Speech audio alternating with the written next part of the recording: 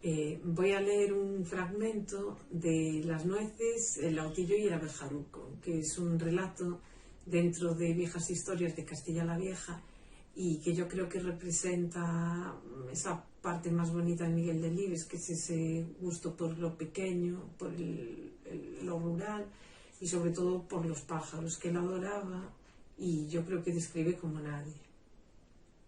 Con el tendido de luz aparecieron también en el pueblo los abejarucos. Solían llegar en primavera, volando en bandos diseminados y emitiendo un gargarismo cadencioso y dulce. Con frecuencia yo me tumbaba boca arriba junto al almorrón, solo por el placer de ver sus colores brillantes y su vuelo airoso, como de golondrina. Resistían mucho y cuando se posaban lo hacían en los alambres de la luz y entonces cesaban de cantar.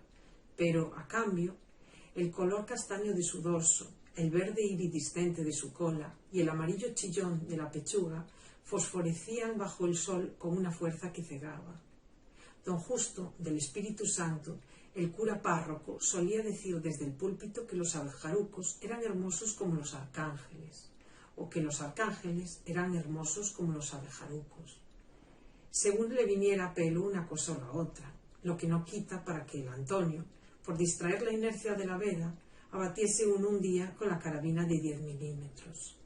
Luego se lo dio a disecar a Valentín, el secretario, y se lo envió por Navidades cuidadosamente envuelto a la tía Marcelina, a quien por lo visto debía algún favor.